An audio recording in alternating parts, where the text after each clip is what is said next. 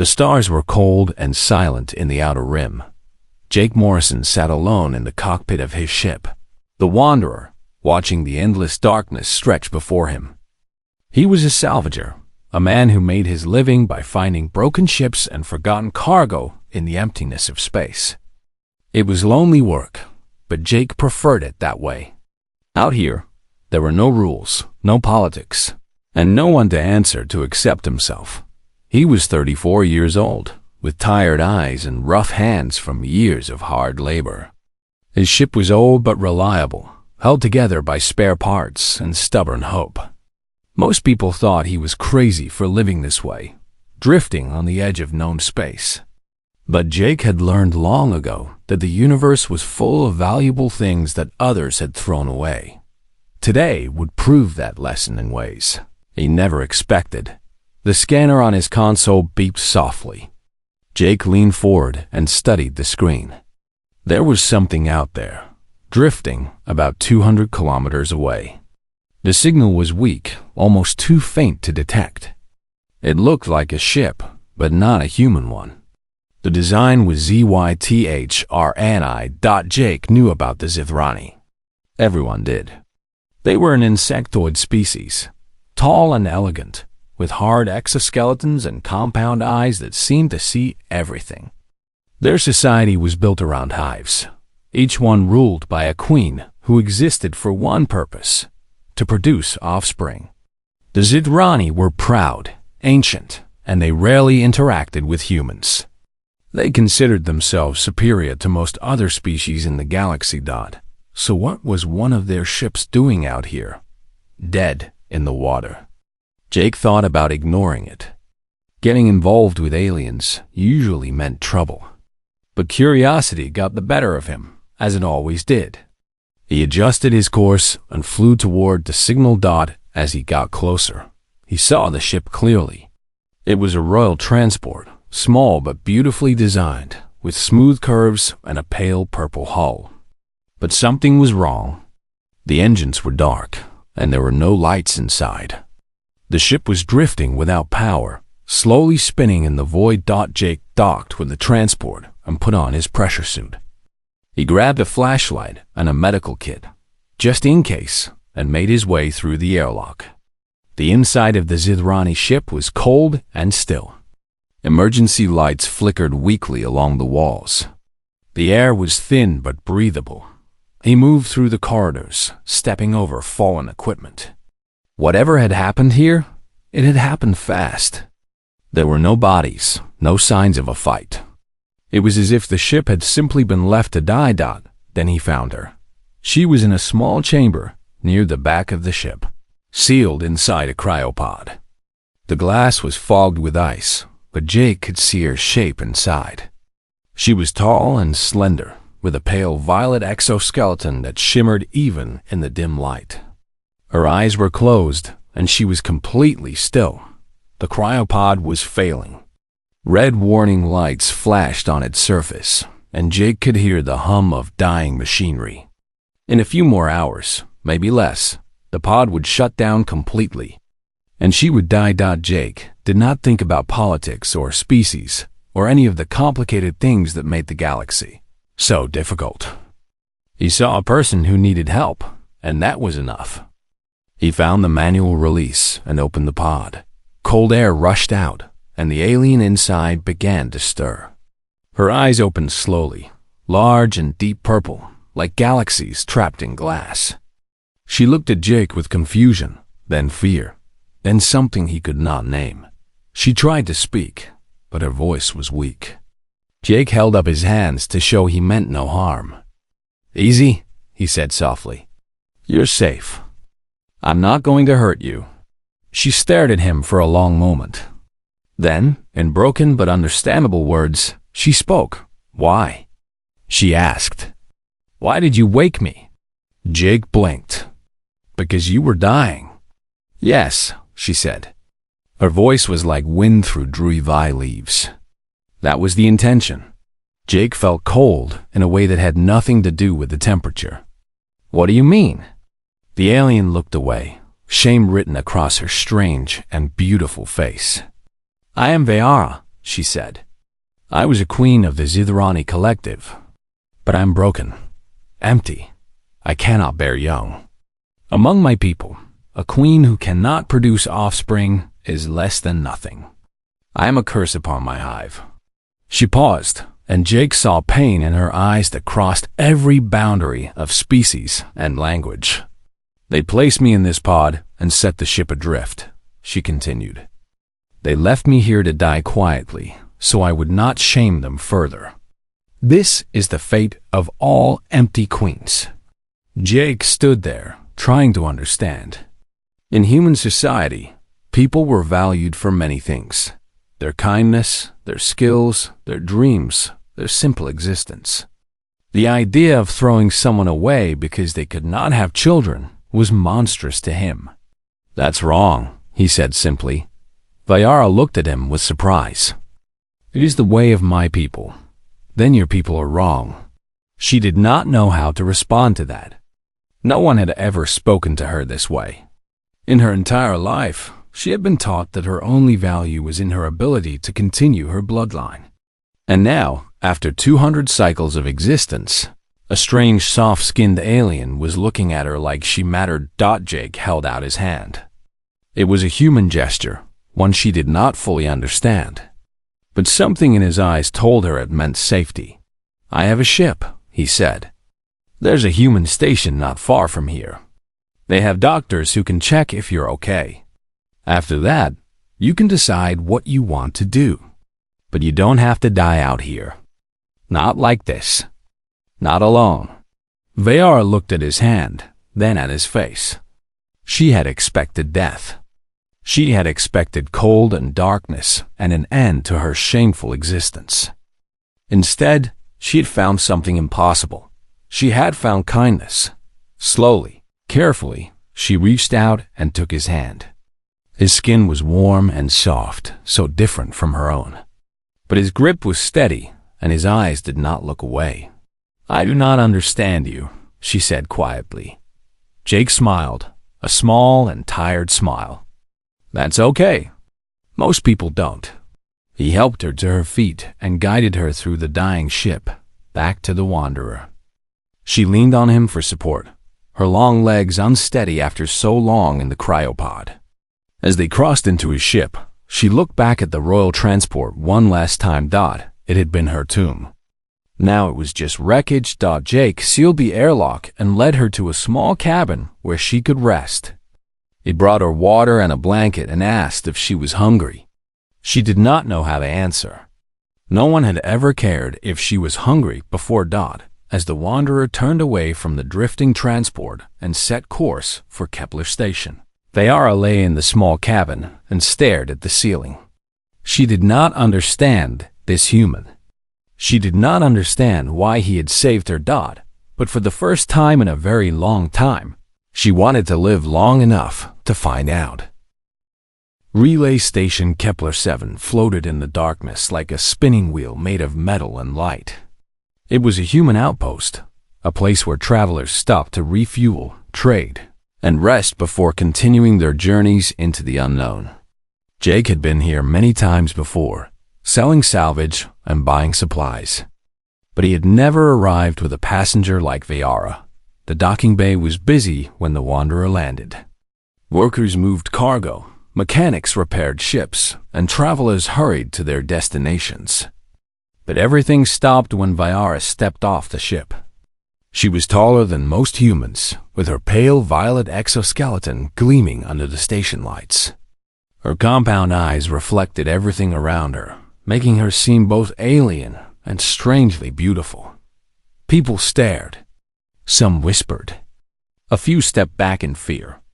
The Zithrani were not common in human space, and their reputation made them seem cold and dangerous. Jake walked beside Vyara, his hand resting near his belt where he kept a small blade. Not because he planned to use it, but because he wanted anyone watching to know that she was under his protection. They are afraid of me, Vyara said quietly. They don't know you yet, Jake replied. Give them time. He led her through the station to the medical wing, where Dr. Nora Simmons was waiting. Nora was a xenobiologist, a scientist who studied alien life forms. She was a small woman with kind eyes and wild curly hair that never seemed to stay in place. When she saw Viara, her face lit up with curiosity rather than fear. "You must be the patient Jake told me about," Nora said warmly. "Please, come in. I promise this won't hurt." Viara hesitated at the door.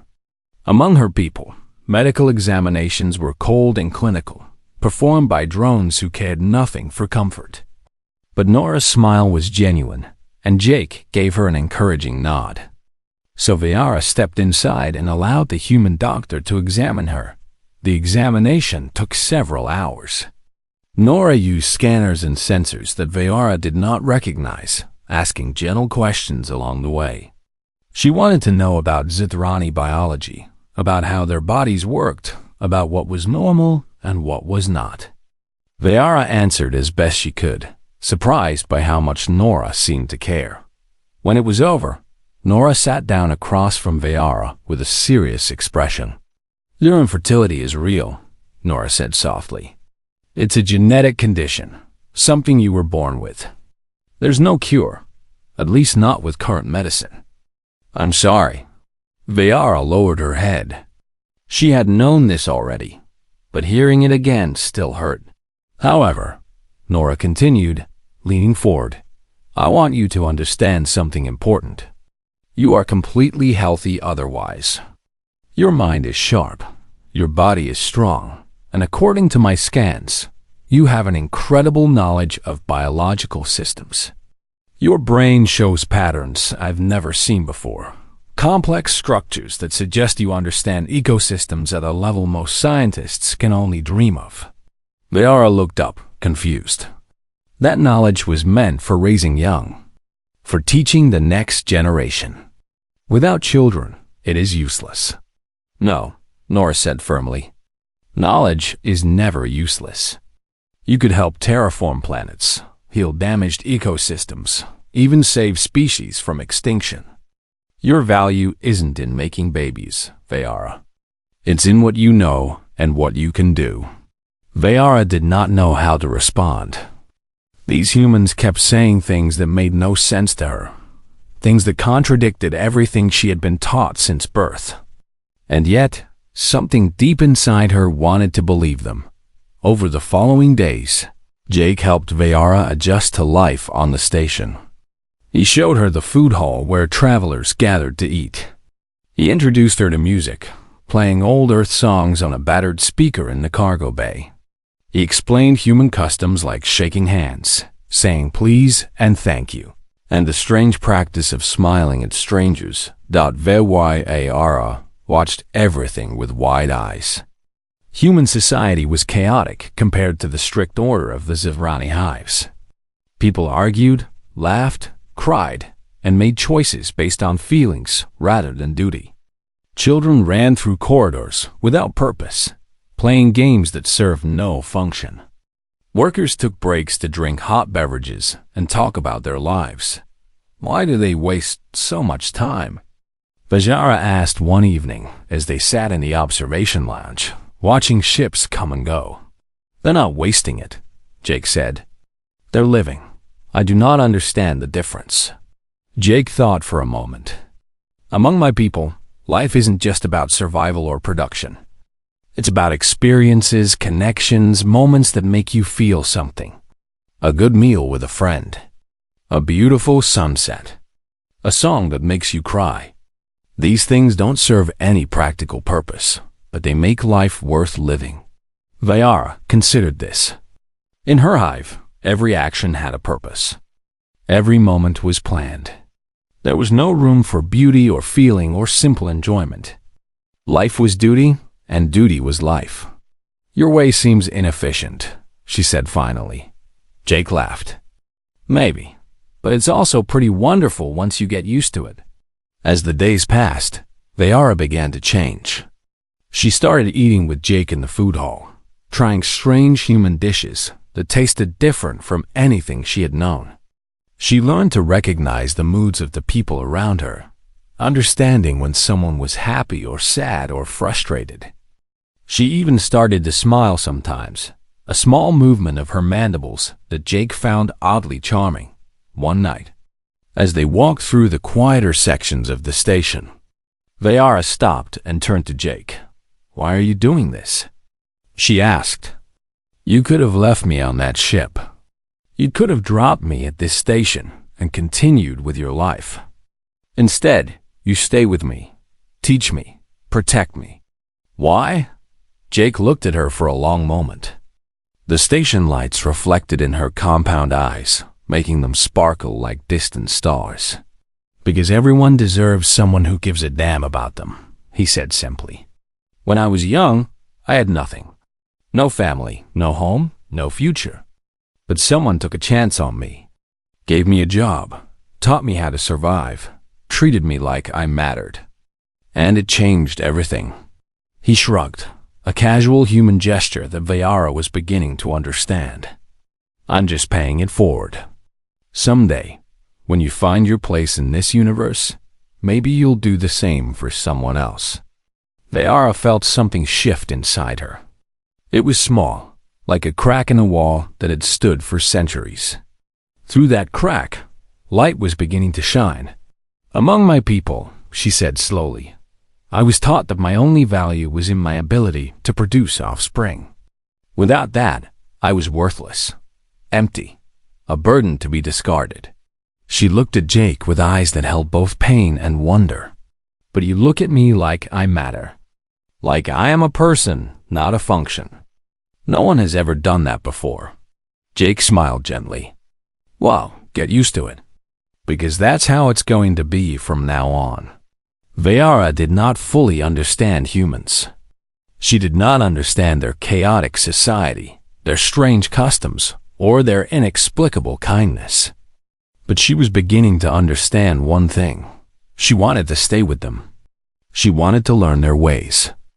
And for the first time in her entire life, she wanted to discover who she could become when she was free to choose her own path.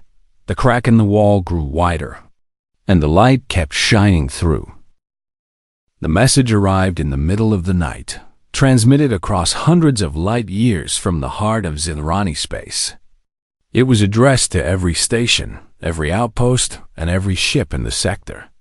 The words were cold and official, written in the formal language of the collective dot. The exile called Vayara has been located in human territory. She is to be returned to the collective immediately. Any who shelter her will be considered enemies of the hive. Commander. Ben Hartley read the message 3 times before calling an emergency meeting. He was a large man with a square jaw and steady eyes, a career military officer who had spent 20 years keeping peace in the Outer Rim.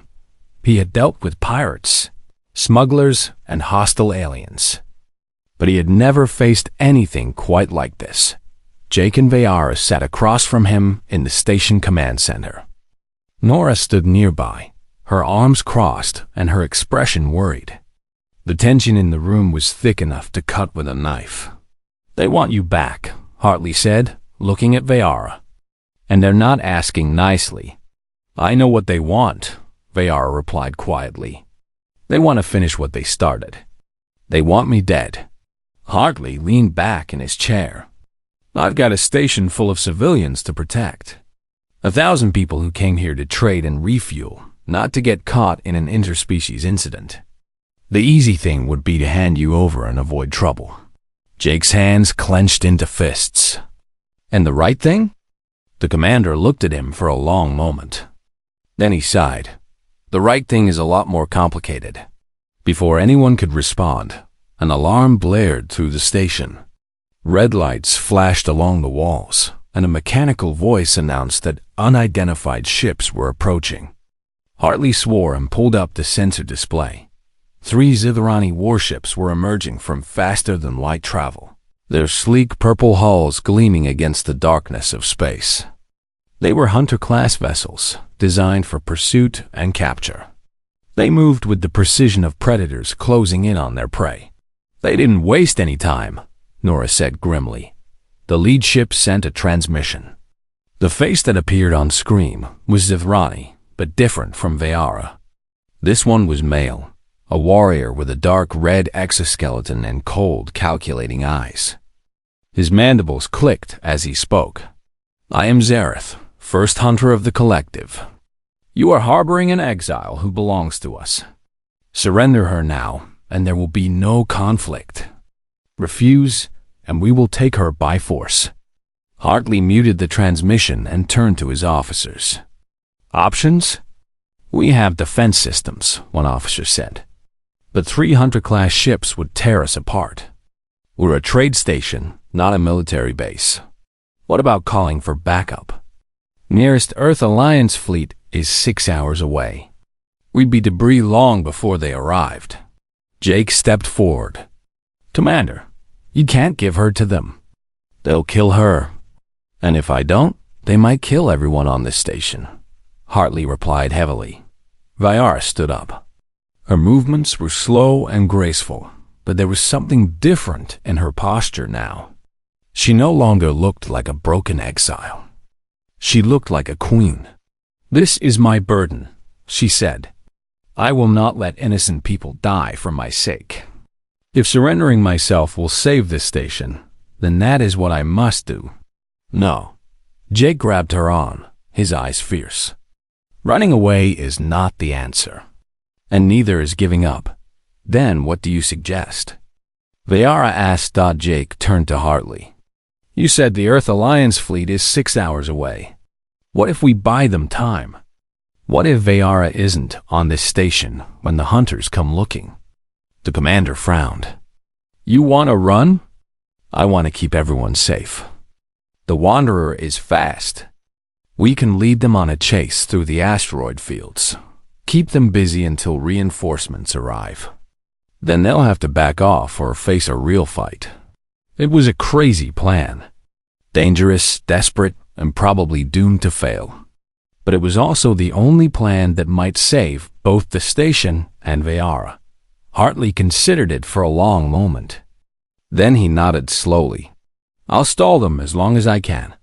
Cite sanctuary laws, demand negotiations, make them follow protocols. But once they realize she's gone, they'll come after you with everything they have. Then we'd better have a good head start," Jake said. The next hour was chaos. Jake and Viara rushed to the docking bay, while Nora gathered supplies and medical equipment. A few volunteers from the station joined them, people who believed in the cause or simply wanted to help. There was Sam, a young mechanic with quick hands. There was Paula, a former pilot who had retired to run a cargo business. And there was Dr. Nora herself, who refused to stay behind. "Someone needs to keep you idiots alive," she said when Jake tried to argue. As they boarded the Wanderer, Viara paused at the airlock. She looked back at the station, at the place where she had first tasted freedom. "Will they be safe?" she asked. "Hartley's tough," Jake said. "He'll hold them off.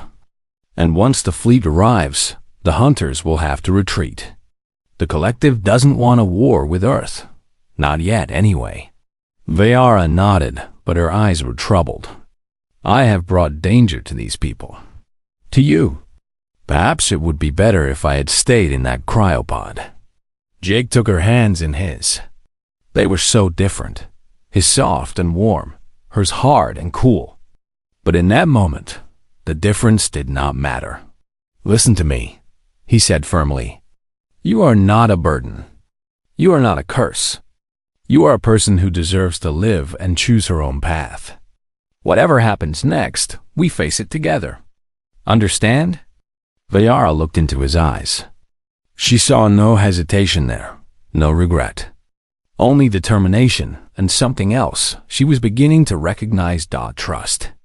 "I understand," she said quietly. Together. The Wanderer launched from the station, just as the Zithrani hunters began their approach. Jake pushed the engines to maximum, threading through the station's defense perimeter and heading for the nearby asteroid field. Behind them, the hunter ships detected their departure and changed course to pursue. The chase had begun. Inside the cockpit, Jake's hands flew across the controls. The asteroids were dangerous, full of spinning rocks and hidden dangers. But they were also excellent cover. He dove between massive boulders, skimmed along crater walls, and made sharp turns that pushed the old ship to its limits. The hunters followed, their superior technology allowing them to keep pace. But Jake knew these asteroids. He had salvaged wrecks here for years. He knew every path, every shortcut, every place where a ship could hide. Vayara sat beside him, watching the chaos outside with wide eyes. She had never seen anything like this. Among her people, conflict was formal and structured. This wild, desperate flight was something entirely new. "You are insane," she said. Jake grinned without taking his eyes off the controls. "Probably. But it's working, isn't it?" Behind them, one of the hunter ships miscalculated a turn and crashed into an asteroid. Its shields protected it from destruction, but the impact sent it spinning away, out of the chase. 2 left. The hours stretched on. Jake pushed deeper into the asteroid field, finding paths that seemed impossible. Nora tended to the crew, keeping everyone calm. Sam made repairs on the fly, fixing systems that broke under the strain. Paula helped with navigation, her pilot instincts guiding them through the worst of it, and Vayara watched. She watched the humans work together, each one contributing something vital. She watched Jake lead them with confidence and calm. She watched them refuse to give up, even when the situation seemed hopeless. This was what humans were, she realized. Not their technology or their strength. It was their stubborn refusal to accept defeat. Their willingness to fight for each other, even against impossible odds. It was beautiful. As the 6th hour approached, long-range sensors picked up new signals. The Earth Alliance fleet had arrived at Kepler 7. The Zithrani hunters received the news and slowed their pursuit. They could not win a battle against a full military force. Zara's voice crackled over the communication system. "This is not over, exile. The collective does not forget. We will find you again." The hunters turned and retreated into the darkness of space. In the cockpit of the Wanderer, Jake finally allowed himself to breathe. They had done it. Against all odds, they had survived. Vayara placed her hand on his shoulder. Her touch was light, uncertain, but filled with gratitude. "Thank you," she said. Jake covered her hand with his own. "Don't thank me yet. This was just the first battle. They'll be back."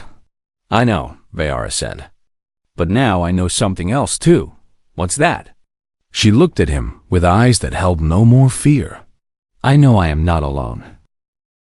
The Wanderer drifted through regions of space that had no names on any map. Out here, beyond the borders of known territory, the stars were strange and the silence was absolute. It was the perfect place to hide from hunters who wanted you dead. 3 weeks had passed since their escape from the asteroid field. The small crew had fallen into a comfortable routine. Sam kept the engines running. Paula charted their course through uncharted systems. Nora conducted research and monitored everyone's health. And Jake flew the ship, always watching the sensors for signs of pursuit. But it was Vayara who surprised them all. She had begun to share her knowledge of Zithrani biology and ecology. Her people had lived for thousands of years, developing methods of terraforming and environmental restoration that humans had never imagined. She understood how living systems worked at a level that made even Nora look like a student. One day, while they were passing through a nebula full of colorful gas clouds, Paula noticed something strange on the sensors. There was a planet ahead, small and rocky, with a thin atmosphere.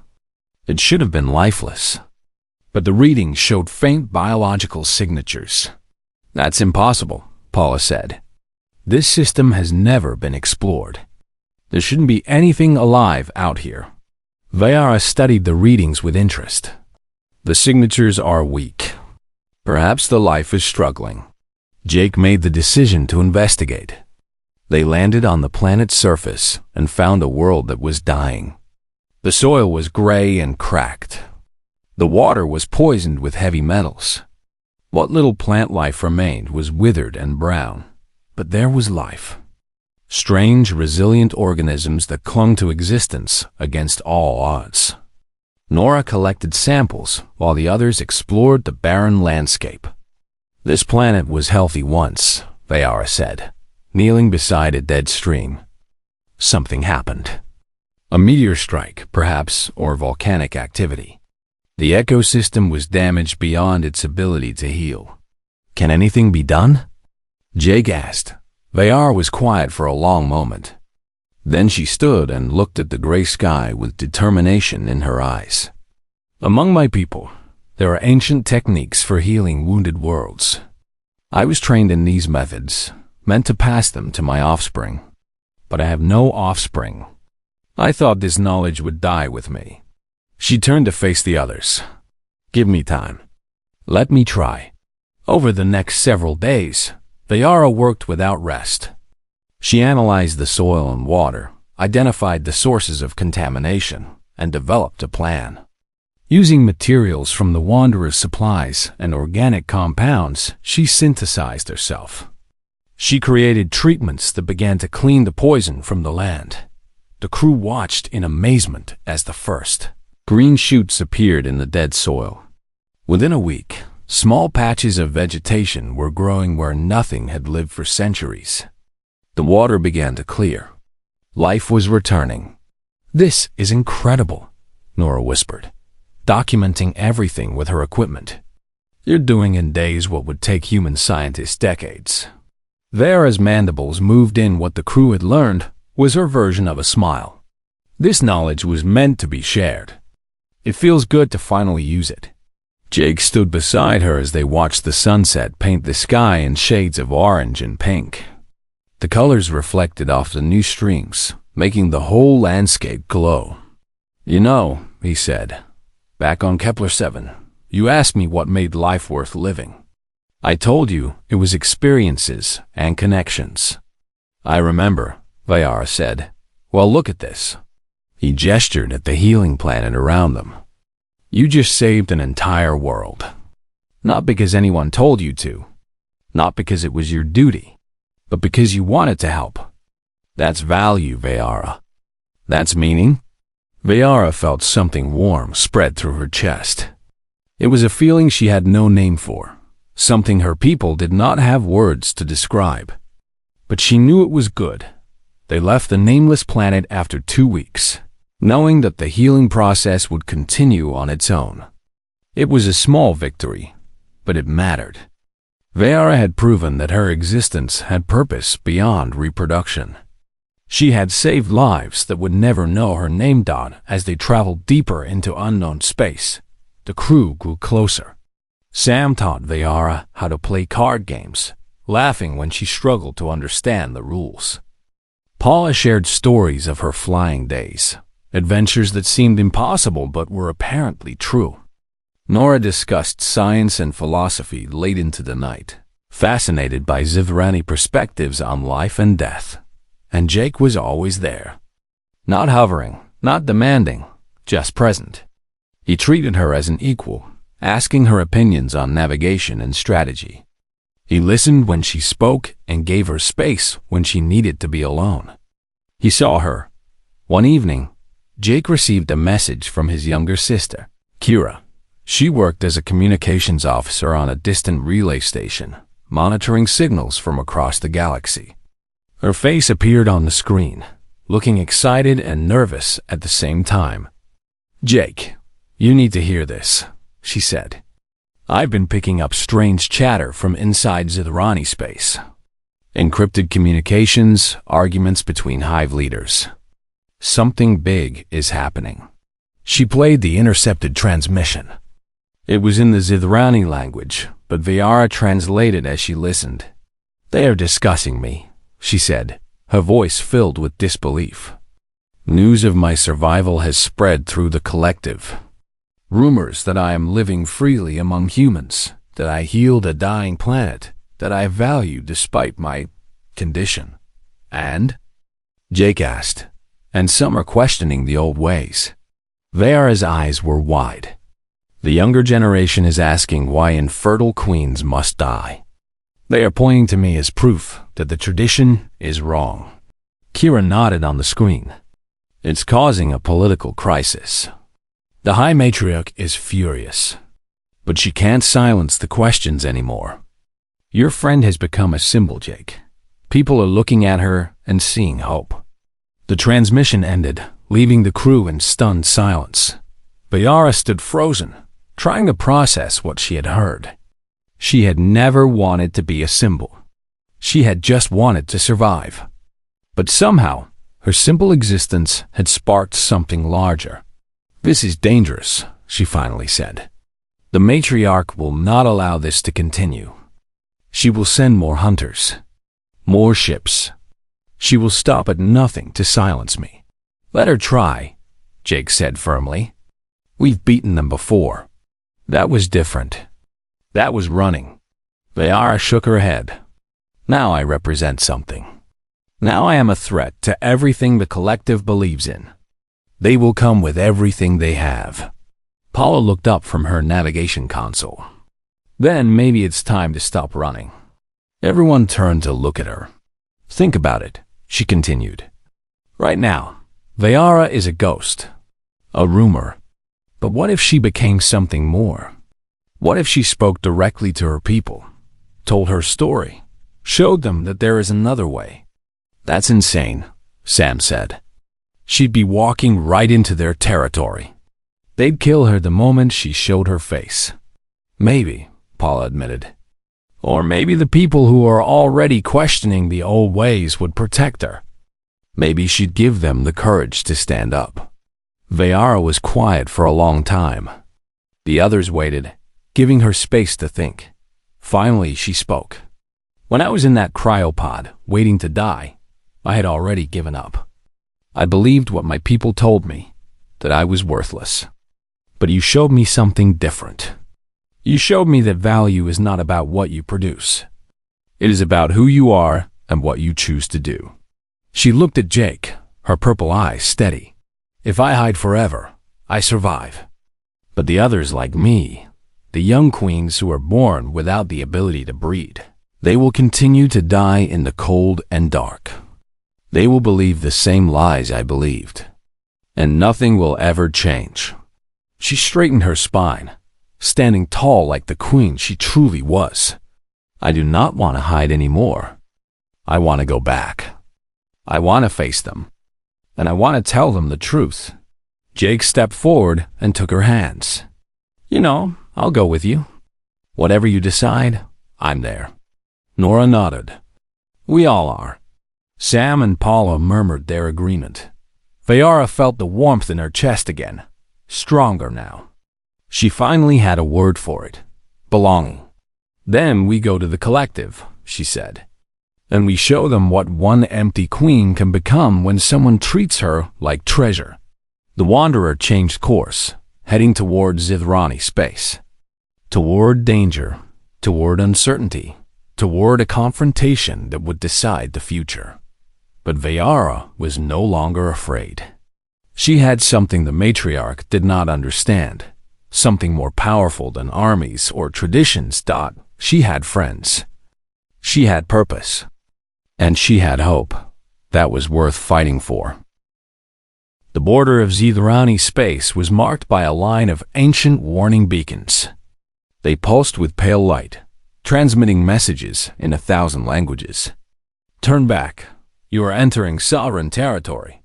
Trespassers will be destroyed. Jake ignored them all. The Wanderer crossed the boundary and entered the collective's domain. Within minutes, sensors detected hunter ships moving to intercept.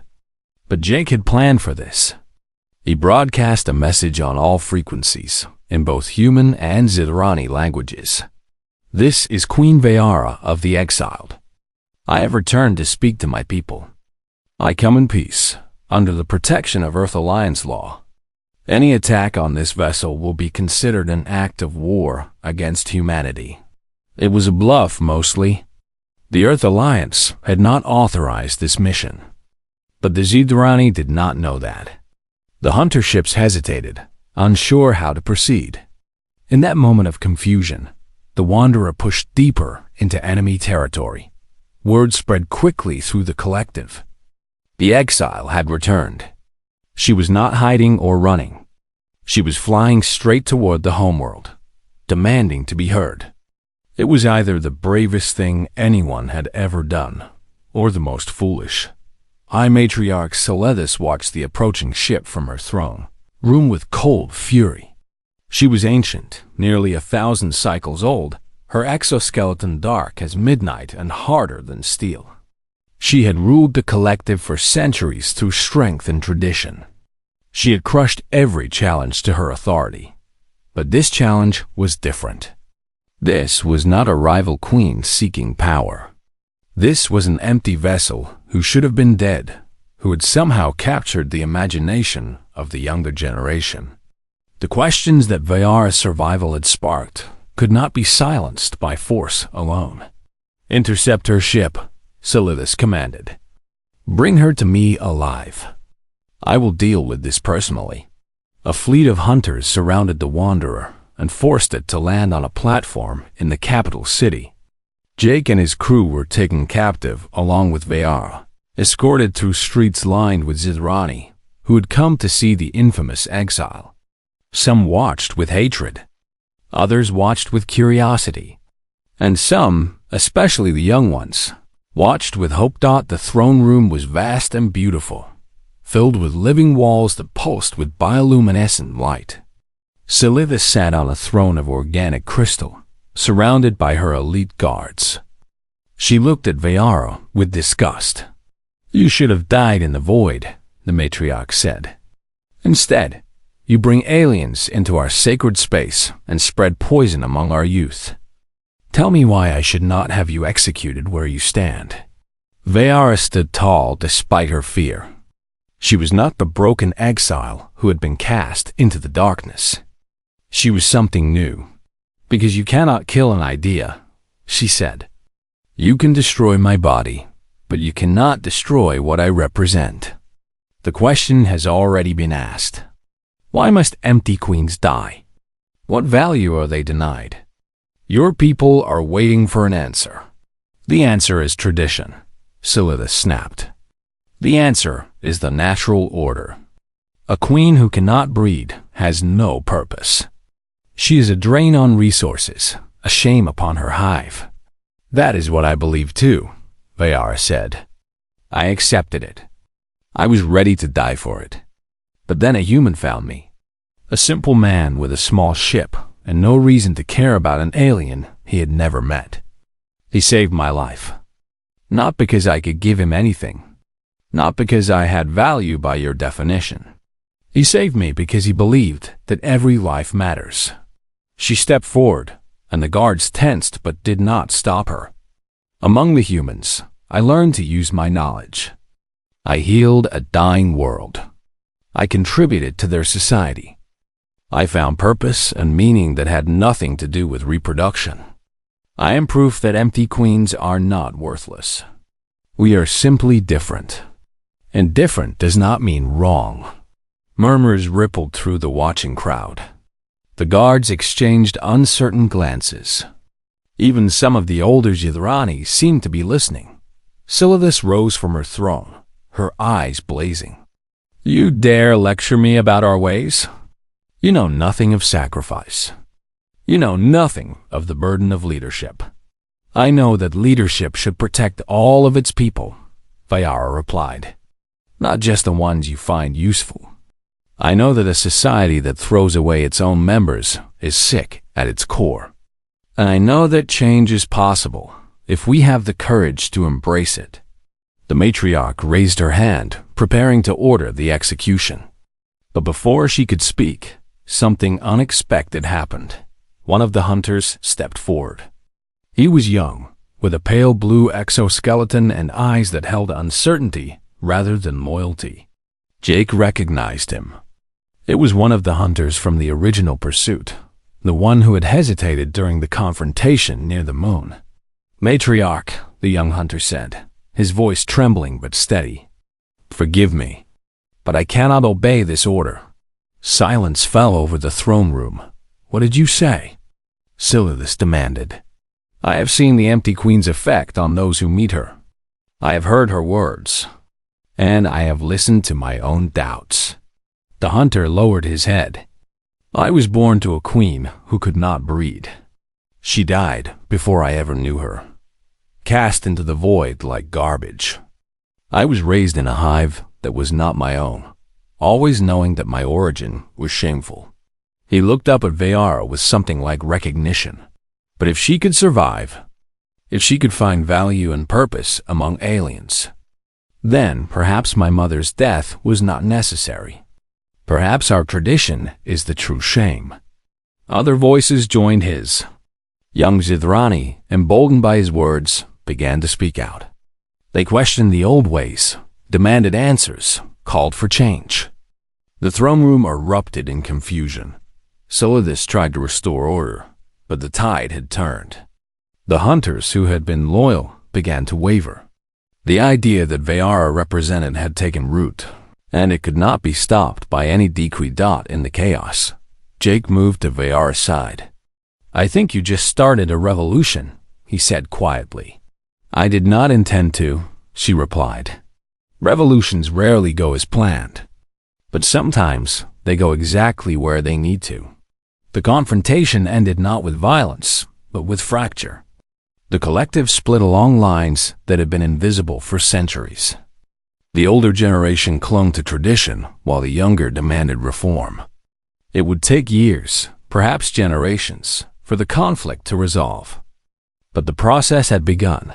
Silithus, faced with a choice between civil war and compromise, allowed Vayara to leave unharmed. It was a tactical retreat, not a surrender. But it was enough. The Wanderer departed Zithrani space with its crew intact. They were followed by a small fleet of ships carrying young Zithrani who had chosen to leave the collective, to explore new ways of living, to build something different. Vayara watched her homeworld shrink in the rear-view screen. She felt no triumph, only a quiet sadness mixed with hope. "Will you ever go back?" Jake asked, standing beside her. "Perhaps. When they are ready. When I am ready." She turned to look at him. "But for now, I think I would like to see more of your universe. If you will have me." Jake smiled. The Wanderer always has room for one more. They set course for the frontier, toward unexplored stars and unknown possibilities. The small crew had become a family, bound not by blood, but by choice. And at the center of that family was an unlikely friendship between a human salvager and an alien queen who had been thrown away. Weeks later, they sat together in the observation lounge, watching a binary sunset paint the sky in shades of gold and crimson. The beauty of it took Vayara's breath away. "When you first woke me from that pod," she said, "you asked if I was hurt. I said no, but I was lying. I was hurt in ways I did not have words for." Jake nodded, listening. "Among my people, I was taught that love was a weakness. That connection was a distraction from duty. That individuals existed only to serve the hive." She paused, searching for the right words. "But you showed me something different. You showed me that love is strength. That connection gives life meaning. That individuals can choose their own purpose." She turned to face him fully. "I do not know what I am anymore. I am not the queen I was raised to be. I am not fully human. I am something in between, something new." "That's okay," Jake said gently. "You don't have to be anything except yourself." Vayara's mandibles curved in her unique smile. "Myself. I think I am finally beginning to understand what that means." Jake took her hand. Two different species, from opposite ends of the galaxy, connected by something that transcended biology and culture.